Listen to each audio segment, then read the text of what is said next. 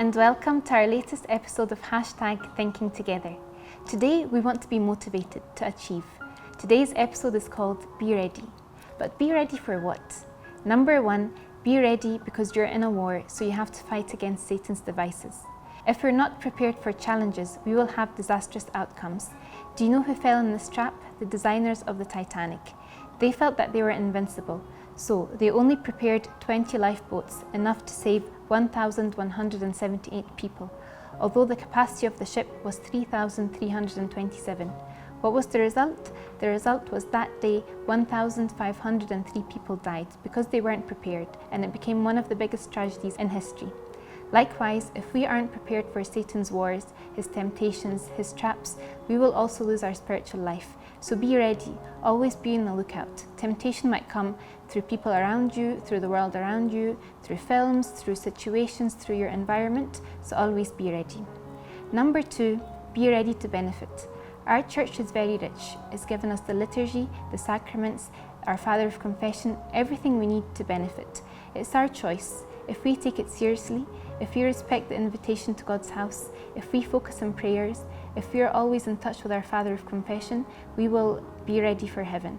If we choose to ignore this, we won't benefit. So we control how much we benefit. So number 2, be ready to put in spiritual effort so you can achieve and benefit spiritually. And number 3, be ready to meet Christ. Christ will come at any time, and he told us this in the parable of the 10 virgins.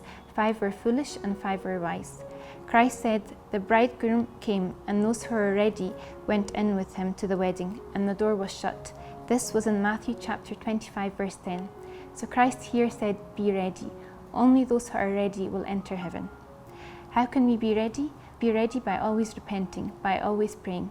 A lot of us fear Judgment Day. However, if we are ready, we will never fear this. Take the example of students in exams. Those who are ready can't wait for the exam to come because they are confident they'll achieve and they just want the exam and studying to be over. Those who haven't studied are those who are terrified before the exam because they know the outcome. Likewise, if we are close to God, we will never fear his judgment. On the contrary, we'll be looking forward to this because it will be like a welcome home for us. That's why the saints always sought their death day, because they were desperate to meet Christ. If we're not ready, we will be terrified because we know what the outcome will be. So, let's quickly summarize. We need to be ready to achieve. Number 1, be ready to fight Satan, but don't fight him on your own. Fight him with the sign of the cross and with God's grace. And remember the Titanic. If you're not ready for challenges, you'll experience disasters. Number 2, be ready to benefit from all the things our church has given us. And finally, be ready to meet Christ. Thank you so much for watching this episode of #Thinking Together, and we look forward to discussing more topics with you in our next episodes.